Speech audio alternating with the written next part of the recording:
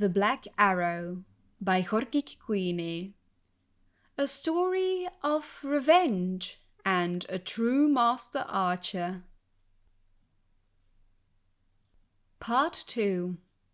On the last dinner in my employ at the palace, the Duchess, quite surprisingly, had invited the mayor of Moliva and Master Hiomaste himself among her other guests. The servants' gossip was manic. The mayor had been there before, albeit irregularly, but Hiomaste's presence was unthinkable.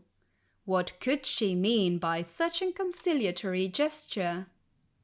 The dinner itself progressed along with perfect, if slightly cool, civility among all parties. Hiomaste and the Duchess were both very quiet. The mayor tried to engage the group in a discussion of the Emperor Pelagius IV's new son and heir, Uriel Septim VII, but it failed to spark much interest. Lady Vilea, elderly but much more vivacious than her sister the Duchess, led most of the talk about crime and scandal in Eldenroot. "I have been encouraging her to move out to the country, away from all that unpleasantness for years now," the Duchess said, meeting the eyes of the mayor. "We've been discussing more recently the possibility of her building a palace on Moliva Hill, but there's so little space there, as you know. Fortunately, we've come to a discovery. There is a wide field just a few days west, on the edge of the river, ideally suited." "It sounds perfect," the mayor smiled and turned to Lady Vilea. "When will your ladyship begin building?" "The very day you move your village to the site," replied the Duchess of Woda. The mayor turned to her to see if she was joking. She obviously was not. "Think just how much more commerce you could bring to your village if you were close to the river," said Lady Vilea jovially. "And Master Hiomaste's students could have easier access to his fine school. Everyone would benefit. I know it would put my sister's heart to ease if there was less trespassing and poaching on her lands."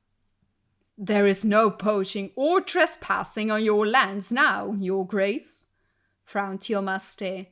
"You do not own the jungle, nor will you. The villagers may be persuaded to leave, that I don't know, but my school will stay where it is." The dinner party never really recovered happily. Hiomaste and the mayor excused themselves, and my services, such as they were not needed in the drawing room, where the group went to have their drinks. There was no laughter to be heard through the walls that evening. The next day, even though there was a dinner planned for the evening, I left on my usual walk to Moliva. Before I had even reached the drawbridge, the guard held me back. "Where are you going, Jorgik? Not to the village, are you?" "Why not?" He pointed to the plume of smoke in the distance. "A fire broke out very early this morning, and it's still going. Apparently it started at Master Hiomaste's school. It looks like the work of some traveling brigands." "Blessed Stendar!" I cried. "Are the students alive?" "No one knows, but it'd be a miracle if any survived. It was late and most everyone was sleeping. I know they've already found the master's body, or what was left of it, and they also found that girl, your friend, Prolissa." I spent the day in a state of shock. It seemed inconceivable what my instinct told me, that the two noble old ladies, Lady Vilea and the Duchess of Woda, had arranged for a village and school that irritated them to be reduced to ashes.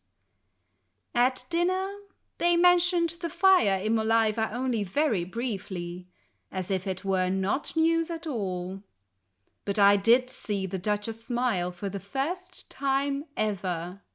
It was a smile I will never forget until the day I die. The next morning I had resolved to go to the village and see if I could be of any assistance to the survivors. I was passing through the servants' hall to the grand foyer when I heard a sound of a group of people ahead. The guards and most of the servants were there, pointing at the portrait of the Duchess that hung in the center of the hall.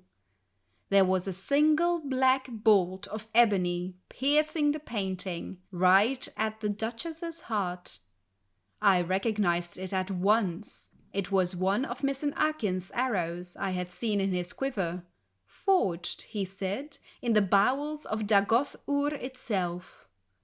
My first reaction was relief. The Dunmer who had been kind enough to give me a ride to the palace had survived the fire. My second reaction was echoed by all present in the hall. How had the vandal gotten past the guards, the gate, the moat, and the massive iron door? The Duchess, arriving shortly after I, was clearly furious, though she was too well-bred to show it, but by raising her web-thin eyebrows. She wasted no time in assigning all her servants to new duties to keep the palace grounds guarded at all times. We were given regular shifts and precise, narrow patrols. The next morning, despite all precautions, there was another black arrow piercing the Duchess's portrait. So it continued for a week's time. The Duchess saw to it that at least one person was always present in the foyer, but somehow the arrow always found its way to her painting whenever the guards' eyes were momentarily averted. A complex series of signals were devised, so each patrol could report back any sounds or disturbances they encountered during their vigil. At first, the Duchess arranged them so her castellan would receive record of any disturbances during the day, and the chief of the guard during the night. But when she found that she could not sleep, she made certain that the information came to her directly. The atmosphere in the palace had shifted from gloomy to nightmarish. A snake would slither across the moat, and suddenly her grace would be tearing through the east wing to investigate. A strong gust of wind ruffling the leaves on one of the few trees in the lawn was a similar emergency. An unfortunate lone traveller on the road in front of the palace, a completely innocent man as it turned out, brought such a violent reaction that he must have thought that he had stumbled on a wall. In a way, he had. And every morning there was a new arrow in the front hall, mocking her. I was given the terrible assignment of guarding the portrait for a few hours in the early morning. Not wanting to be the one to discover the arrow, I seated myself in a chair opposite, never letting my eyes move away for even a second. I don't know if you've ever had the experience of watching one object relentlessly, but it has a strange effect. All other senses vanish. That was why I was particularly startled when the Duchess rushed into the room, blurring the gulf for me between her portrait and herself. "There's something moving behind the tree across the road from the gate," she roared, pushing me aside and fumbling with her key in the gold lock. She was shaking with madness and excitement, and the key did not seem to want to go in. I reached out to help her, but the Duchess was already kneeling, her eye to the keyhole, to be certain that the key went through. It was precisely in that second that the arrow arrived, but this one never made it as far as the portrait. I actually met Miss Arcane years later, while I was in Morrowind to entertain some nobles.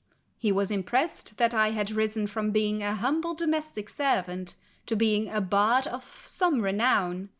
He himself had returned to the Ashlands, and, like his old master Hiomaste, was retired to the simple life of teaching and hunting. I told him that I had heard that Lady Vilea had decided not to leave the city, and that the village of Maliva had been rebuilt. He was happy to hear that, but I could not find a way to ask him what I really wanted to know. I felt like a fool, just wondering if what I thought were true, that he had been behind Prolissa's tree across the road from the gate every morning that summer, firing an arrow through the gate, across the lawn, across the moat, through a keyhole, and into a portrait of the Duchess of Woda, until he struck the Duchess herself. It was clearly an impossibility. I chose not to ask.